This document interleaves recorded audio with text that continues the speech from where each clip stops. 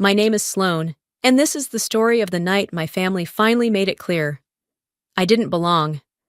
I showed up to my sister's wedding expecting to celebrate, to smile for the cameras, to do what I always did, play the role of the good daughter.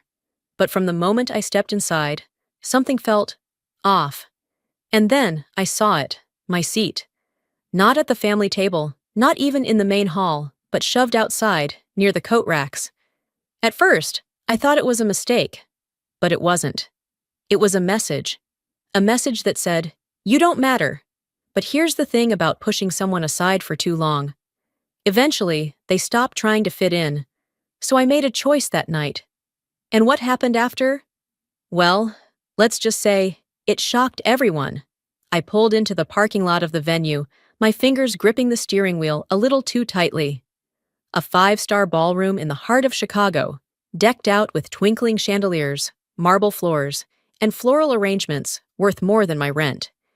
Everything about this wedding screamed luxury, everything except for my presence. With a deep breath, I stepped out of my car, smoothing down my navy blue dress. I wasn't here to cause a scene. I wasn't here to make this about me. It was Odessa's day, and I had accepted a long time ago that I wasn't the favorite sibling. I just hadn't expected them to remind me of it in such a public, humiliating way. Inside, a wedding planner with an overly bright smile greeted me at the check-in table. "Name?" she chirped. "Sloane." My voice came out calm, controlled. "Sloane Hathaway." Her smile faltered just a little. My stomach tightened as she flipped through the seating chart. Then, something flashed across her face. Pity. I knew that look. I hated that look. "Oh, right, here you are," she said, handing me a small place card. You're seated over here." She hesitated, then pointed toward a hallway just outside the grand ballroom. I frowned. "Excuse me?" She forced another smile. "Your table is just outside the main reception area." My eyes darted to the massive seating chart displayed on the stand beside her. Vivian and Harold Hathaway, my parents, were seated at the front, next to the bride and groom. Odessa's closest friends, Dominic's distant relatives, even his co-worker's girlfriend, all had seats inside. My name wasn't there. I turned back to the planner. "There must be a mistake." Her smile tightened. "I'm afraid that's your assigned seat." A slow burn started in my chest. Not even at a distant table inside the ballroom. No, they had shoved me into the hallway as if I were an afterthought. Like a guest, they had to accommodate out of obligation, not family. Still, I held on to some ridiculous hope that this was just an oversight. That maybe, just maybe, my own mother hadn't allowed this to happen. I spotted her across the room, standing with Odessa, beaming as she fussed over her dress. My sister looked radiant, perfect, adored, just as she had always been. Odessa caught my gaze, tilted her head, then smirked. That smirk told me everything I needed to know. I forced myself forward. "Mom," I said, keeping my voice light. "Can I talk to you for a second?" Vivian barely spared me a glance. "Oh, darling, now's not the time. Can't you see we're busy?" "It'll only take a second," I said through gritted teeth. She sighed, annoyed but obliging, and stepped aside. Odessa didn't move, of course. She just watched, her smirk growing. "I just checked my seat," I said. "It's in the hallway." Vivian let out a dismissive hum. "Well, we had to prioritize immediate family members at the main tables, Sloane." I blinked. "Immediate family?" "I am immediate family." Vivian let out a forced, airy laugh, as if I'd said something absurd. "Oh, sweetheart, don't be so dramatic." Odessa finally spoke. "Did they mess up your seat?" "Wow, that's unfortunate." Her voice dripped with false sympathy. "You know how chaotic wedding planning can be. So many little details, things get overlooked." Her eyes glowed with amusement. She knew. This wasn't an accident. I turned back to my mother. "Mom, you really think it's okay for me to be seated outside the reception hall, away from everyone?" Vivian sighed again, clearly bored of the conversation. Sloan, don't make a big deal out of this. It's Odessa's special day. Just be grateful you're here. Grateful. The word lodged itself in my throat, bitter and unspoken. Be grateful for being treated like a second-class guest at my own sister's wedding. Be grateful for being discarded, shoved aside, forgotten. I opened my mouth, but Harold, my father, my ever-passive, avoidant father, finally spoke. "It's just seating, sweetheart," he said, not even looking at me. "Let's not ruin the mood." That was it. That was all he had to say. I didn't even bother responding. What was the point? A new voice broke the silence. "That's an interesting arrangement." I turned and found Celeste, Dominic's mother, standing nearby, champagne in hand. Her eyes flickered toward Odessa, then back to me, her expression unreadable. Odessa stiffened slightly. Vivian gave her a rehearsed, gracious smile. "Oh, Celeste, you know how tricky wedding planning can be. We tried our best to accommodate everyone." Celeste hummed, unconvinced. She looked at me just a second too long, as if reading between the lines. I didn't know what that meant yet, but I held her gaze. Odessa looped her arm through my mother's, effortlessly steering the conversation away. "Mom, we should really check on the cake before the reception starts." And just like that, I was dismissed. The ballroom around me was alive with laughter, clinking glasses, and music. A celebration I wasn't truly a part of. I was here, but not welcome. I walked away, my pulse hammering. Not toward my assigned table, not toward the hallway. I reached for the place card in my hand, staring at my own name printed in elegant cursive. I turned it over once, then again, before slowly setting it down on a nearby tray. If they thought I was just going to accept this, they didn't know me at all. I stare at the dimly lit hallway, my back pressed against the cold wall, fingers tightening around the edge of my dress. Laughter, clinking glasses, and distant music spill from the grand ballroom, a world I was never truly a part of. The isolation isn't new. The humiliation, though sharper this time, feels oddly familiar, like an old wound being sliced open again. This wasn't an accident. They wanted me to feel small, insignificant, and damn it, they succeeded. The sting in my chest spreads, not just from this moment, but from years of being the second choice, the afterthought. My mind drifts back, pulling me into the past before I can stop it. 3 years ago, I was back at my parents' house, rummaging through my old bedroom. I hadn't been home in a while, and it showed. Dust gathered in corners, my childhood books untouched, the framed pictures on the wall frozen in time. High school, college, everything before I stopped trying. I wasn't searching for anything in particular, just killing time while my mother finished whatever elaborate dinner she was preparing for Odessa's visit. It was always about Odessa. Then I saw it, a small leather notebook sticking out of my mother's nightstand. I almost didn't open it, but something about the way it was tucked away, as if it were important, as if it mattered, made me reach for it. Inside, pages upon pages of carefully recorded memories, notes, thoughts, about Odessa, her birthdays, her achievements, her struggles, her favorite foods, the names of her childhood friends, even a list of gifts she had loved and ones she had faked liking to be polite. I flipped through more pages, searching for something, anything about me. There was nothing, not a single mention, not a single thought, not a single note about her other daughter. It was like I never existed. I remember standing there, gripping the notebook so tightly my hands ached. A lifetime of doubt suddenly confirmed in ink. When my mother walked in, she barely reacted. "Oh, honey, you've always been independent. I never had to worry about you like I do Odessa." Like that was supposed to be a compliment. Like that was supposed to erase the years of quiet neglect. She had written down everything about Odessa, yet not one single thought about me was worth recording. That was the moment I knew. I had always been alone in this family. The present crashes back around me, the sound of Odessa's laughter slicing through the air like a blade.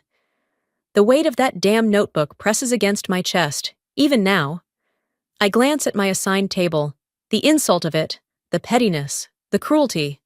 If they wanted to remind me of my place, message received. I inhale sharply, pushing myself off the wall. If my family had already decided I didn't belong, maybe it was time to act like it. I step toward the ballroom, my mind racing. But before I even reach the doorway, I catch sight of Dominic. He's standing off to the side, near the bar, a glass of whiskey in his hand, but he isn't drinking it. His eyes aren't scanning the crowd with the ease of a man who just married the love of his life. Instead, they're locked on something, or someone, with unmistakable hesitation. And then, they land on me. He exhales, long and slow, before pushing off the counter and walking toward me. Sloane. His voice is even, but there's something underneath it. I raise an eyebrow. Dominic. For a moment, neither of us speaks. The wedding moves on around us. People drinking, laughing, celebrating. A party moving forward while its foundation slowly rots beneath it. Dominic shifts, rolling the whiskey glass in his palm before glancing over his shoulder, toward the far side of the room where Odessa is holding court, basking in her own reflection. When he looks back at me, his jaw tightens. There it is again. That hesitation. That doubt. Sloane, he starts, voice lower this time. I know we haven't talked much, but can I ask you something? I tilt my head. That depends. Is this a polite wedding conversation, or is this something else? He doesn't smile, doesn't even pretend. Something inside me shifts. Dominic sighs, rubbing his temple like he's already regretting this. Does your sister ever talk about me differently when I'm not around? There it is. That single question. That moment where reality peeks through the cracks of whatever illusion Odessa has been feeding him. For a split second, I consider lying. Maybe out of some misplaced sense of protection. Maybe because exposing the truth in a setting like this is a dangerous thing. But then I remember my seat assignment. I remember Odessa's smirk. I remember my mother's dismissal. And I remember who Odessa really is. I glance at his whiskey glass. You should probably take a sip of that first. Dominic tenses. Then he lifts the glass to his lips and downs the whole thing. Dominic, I say carefully, I don't think you know Odessa as well as you think you do. His jaw tightens.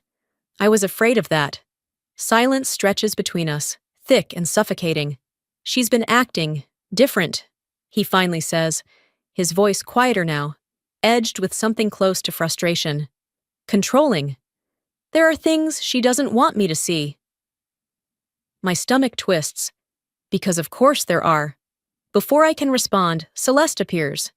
She's walking toward us, her expression unreadable, but her eyes are sharp, calculating. Odessa's new mother-in-law, the only woman in this room with more power than she has. Celeste stops in front of Dominic, her gaze flicking toward me for just a second before settling on him. Darling, she says smoothly, I believe you should see this. Then she holds out her phone. Dominic takes it hesitantly, scrolling down, his face shifting from confusion to realization to something far, far worse.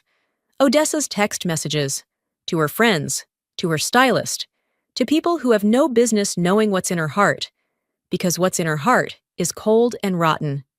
The messages are brutal, petty, cruel. Odessa trashing Celeste, calling her overbearing, controlling, a rich old woman who just needs to write the checks and stay out of her life. Odessa talking about Dominic, how she's training him to be the husband she needs, how he'll do whatever she wants because he's so desperate to prove he's better than his dad. And then, the worst one, Odessa laughing about how easy this marriage will be.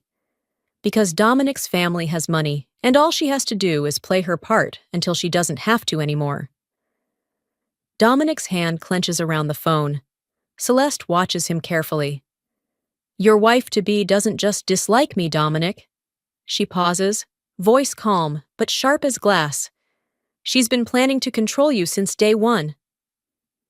Dominic sways slightly, as if the floor beneath him has just cracked open.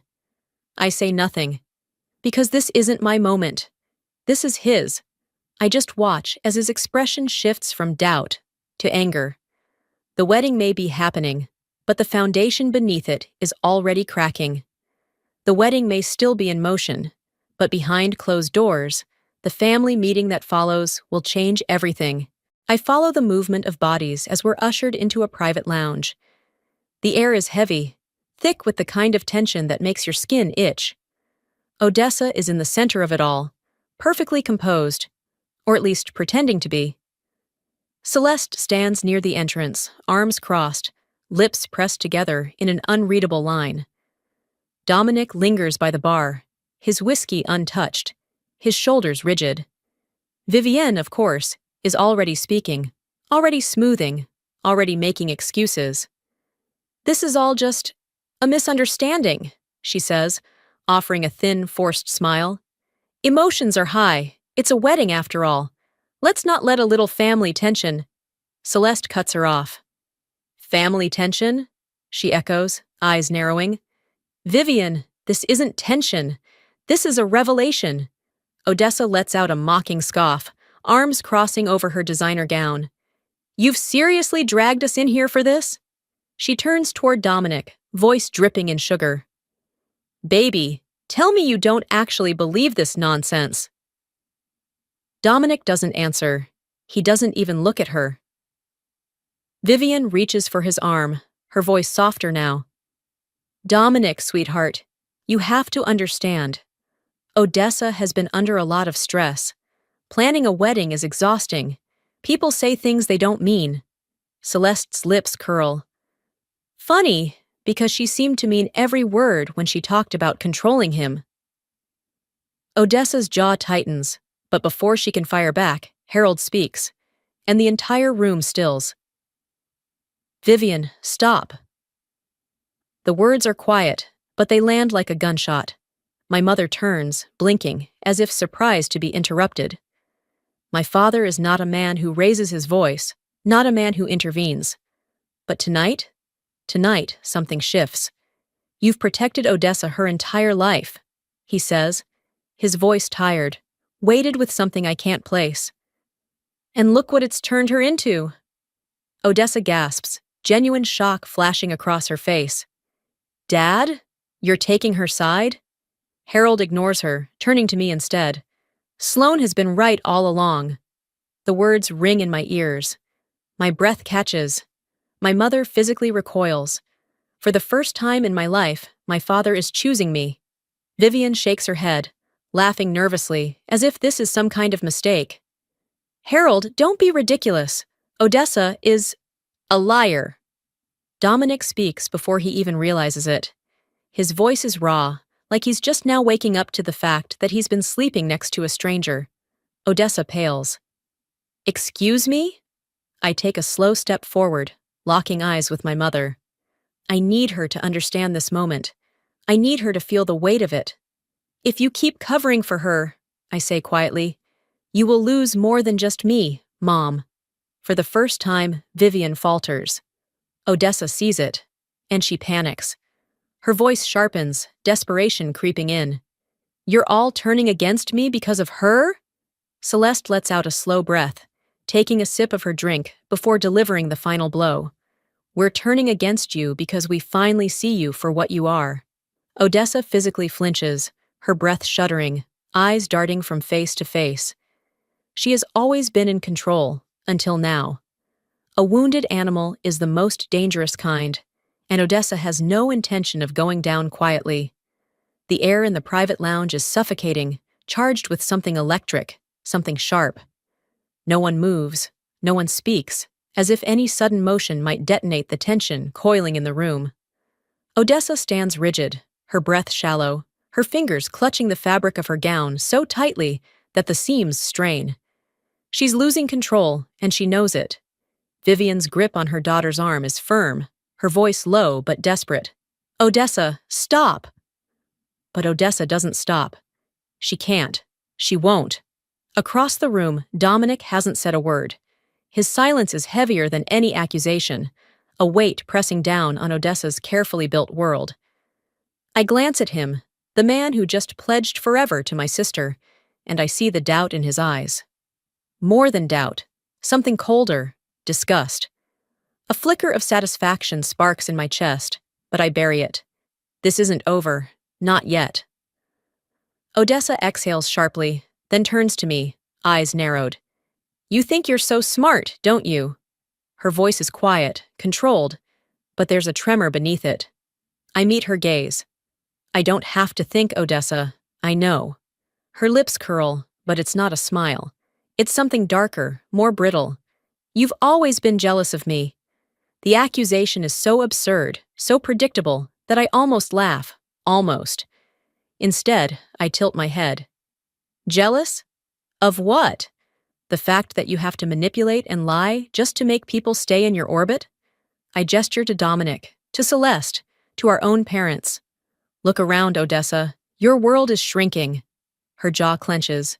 And then I go for the kill. You played your game well, I say, voice measured even. But you forgot one thing. I know who you really are. Odessa flinches. It's subtle, but it's there. Vivian sucks in a sharp breath. She knows I'm not bluffing. I step forward, my voice soft but unwavering.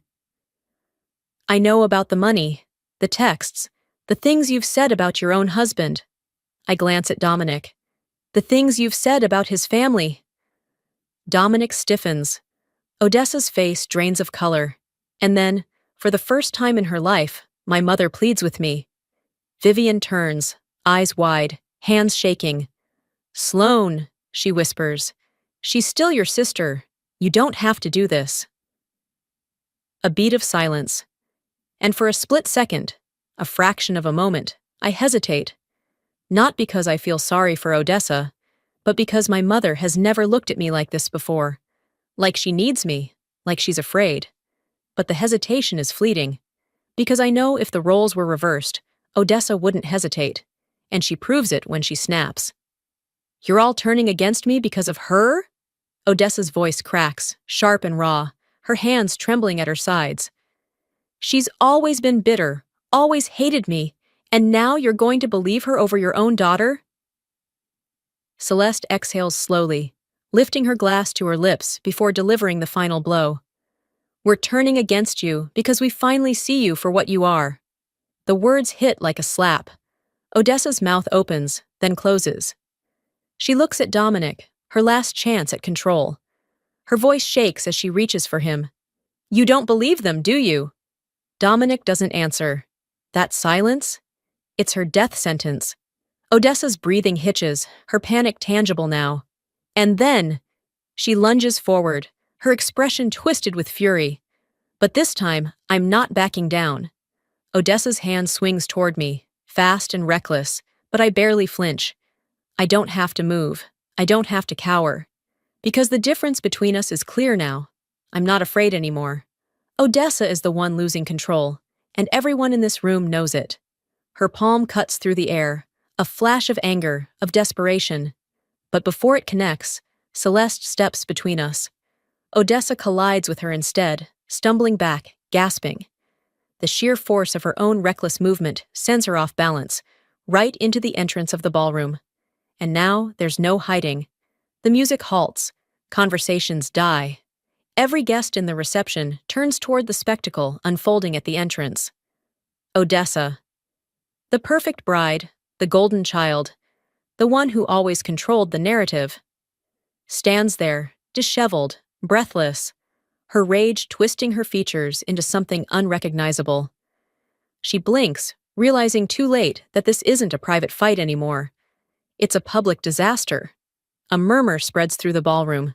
Guests whisper. Eyes widen. Some exchange glances, others stare outright. Dominic is still standing near the bar, silent, watching. Just watching. Odessa spins toward him, frantic. You're my husband! Her voice shakes, high and thin. You have to stand by me! Dominic exhales slowly. The exhaustion on his face is unmistakable. I don't think I ever really knew you. The words land like a final nail in her coffin. Odessa staggers, her breath hitching, shaking her head violently. Number no, you don't mean that. You love me. But Dominic's eyes are empty now. Not angry, not even disappointed. Just done. Then, without another word, he reaches into his jacket pocket and pulls out a small envelope. My breath catches. I already know what it is. Odessa does too. Her face drains of color. What? What is that? Dominic doesn't blink. Annulment papers. A collective gasp rips through the guests. Even I feel the weight of it, the finality, the death of the perfect image she spent years curating. Odessa's hands tremble as she stares at the envelope. You had this prepared? Celeste steps forward, arms crossed, voice cold. Of course he did. Odessa's lips part, but no words come out. And then Celeste delivers the final blow. You were never going to be a part of this family. Odessa staggers back, her world unraveling. But she isn't done yet. Odessa may have lost her marriage, but she still has one weapon left. Revenge. Her chest rises and falls in quick, uneven breaths, her perfectly curled hair slightly out of place, her hands trembling at her sides. But this isn't over. Not for her. She refuses to let it be. She turns sharply to our mother. Mom! She pleads, her voice softer now, laced with just the right amount of vulnerability. You know this isn't true. You know they're trying to ruin me. Vivian hesitates. Of course she does. She has spent a lifetime cleaning up Odessa's messes, smoothing over her mistakes, making excuses. My mother's lips part, her eyes darting between her two daughters, the one she's always protected and the one she's always dismissed. Odessa! She starts, voice uncertain. Odessa seizes the moment. She grips Vivian's hand, pressing it against her chest like some kind of dramatic performance. Mom, you know me. You know I love Dominic. I would never. Stop. The voice is cold. Final. Dominic. He's holding something in his hand, a stack of papers stapled at the top. His face is unreadable, but his grip is tight. Odessa freezes. Celeste steps forward, her expression razor-sharp. Go on, Dominic, she says smoothly. Read it. Dominic's jaw clenches. Then, in a voice eerily calm, he begins. Odessa Hathaway filed an inquiry with a divorce attorney 1 month before the wedding. A sharp, collective gasp rips through the guests still lingering in the ballroom. I feel my stomach drop, not out of shock, but because even I didn't expect it to be this bad. Dominic doesn't stop. You were planning to leave me, he says, each word slow, deliberate, cutting. The second you got access to my money. The paper in his hands trembles slightly, but his voice doesn't waver. Odessa pales. That's not. Celeste lets out a low, unimpressed laugh. Oh, sweetheart, don't even try. She tilts her head. That's a legal document. You know, the kind that doesn't lie. Odessa's confidence shatters. The room is spinning out of her control, slipping through her fingers like sand. Dominic takes a step closer. Was anything ever real, Odessa? His voice is raw, not angry, just exhausted. Did you ever love me? Or was I just another accessory for you to show off? Odessa's lips quiver. Her eyes dart around the room, searching for someone, anyone, to back her up. And then, as if on pure survival instinct, she spins toward me. This is all your fault, she snaps, her voice rising, cracking. You've always been jealous of me. There it is. The same tired accusation. But this time, it doesn't land. Because for the first time, I don't care. I don't rise to the bait. I don't argue. I don't give her what she wants. I simply look at her and say, No, Odessa. This isn't my fault. She flinches. This is who you've always been. Her breath hitches. I step forward. I don't raise my voice. I don't have to. You manipulate. You lie. You take and take and take, and when things go wrong, you blame everyone but yourself. Vivian gasps softly, as if hearing the truth for the first time.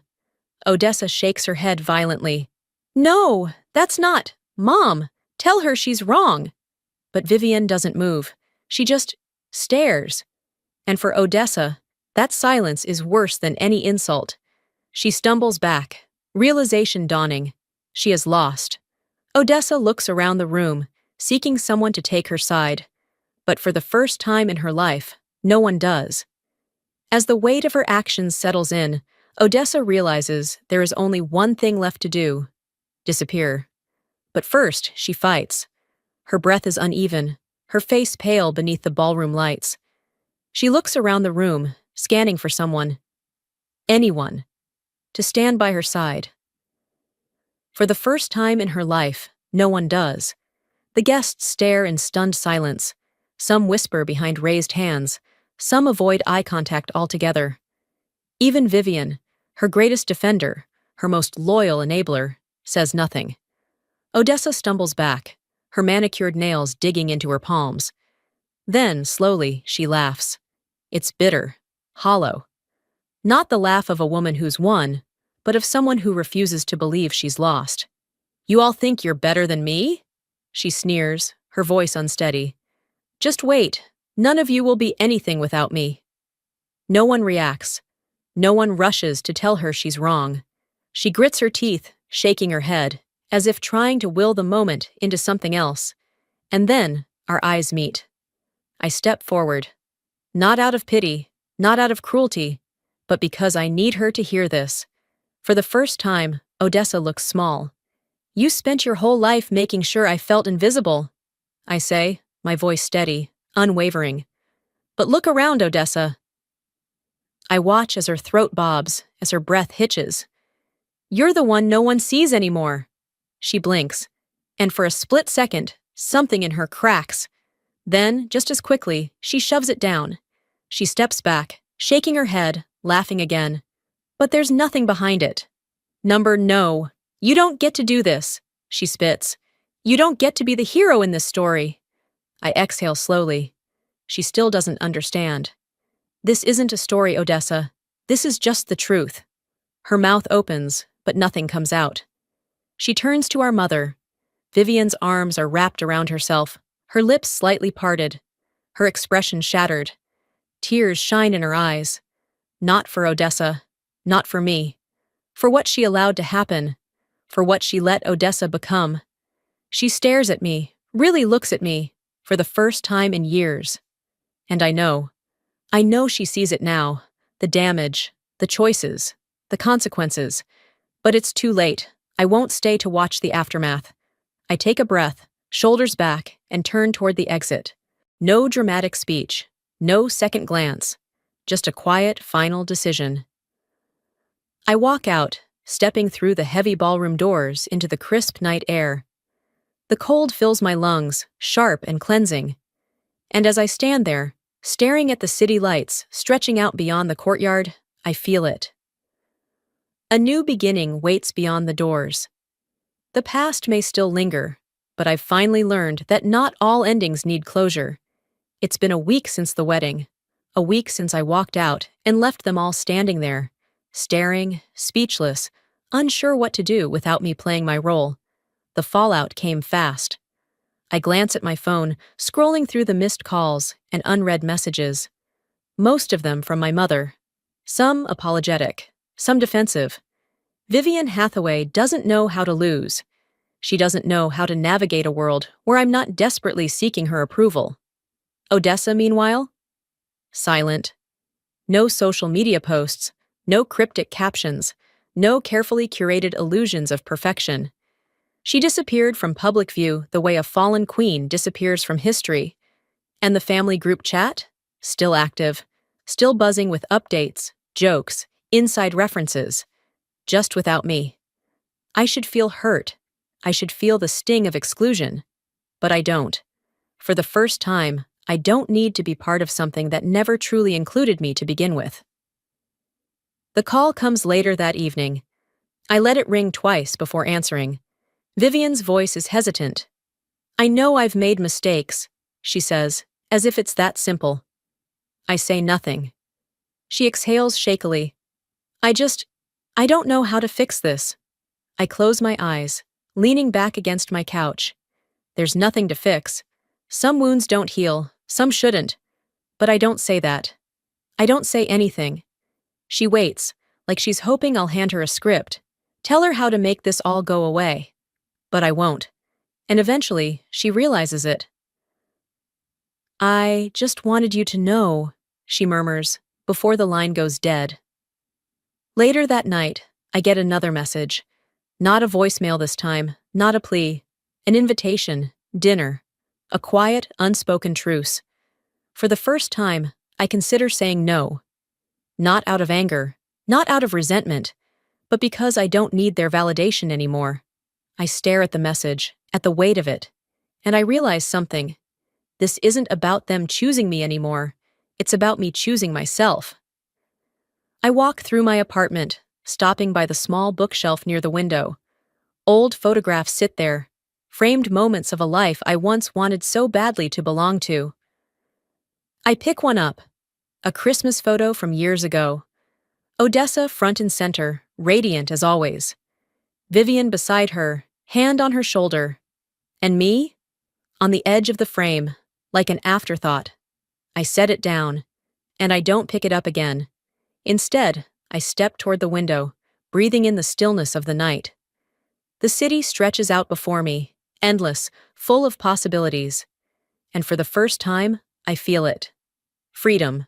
Before we end this story, let me leave you with something important. If there's one thing I've learned, it's this. Family isn't about blood, it's about respect. About knowing your worth. About refusing to beg for a seat at a table that was never meant for you. For too long, I believed I had to earn love. That if I worked hard enough, stayed quiet enough, sacrificed enough, eventually they'd see me. They'd choose me. But the truth? Sometimes the best thing you can do, the strongest thing you can do, is walk away. Not every story needs closure. Not every wound heals with an apology. And that's okay. Because the real healing, the real power, that comes when you choose yourself. So let me ask you, have you ever had to walk away from something or someone to protect your own peace? Have you ever realized that staying would cost you more than leaving ever could? Drop a 1 in the comments if this story resonated with you. Or tell me, where are you watching from? I love hearing your stories, your experiences. And if you want more stories like this, real, raw, and filled with lessons we all need, hit that subscribe button. Because trust me, there's more to come. Thank you for watching, and remember, choosing yourself isn't selfish. It's survival.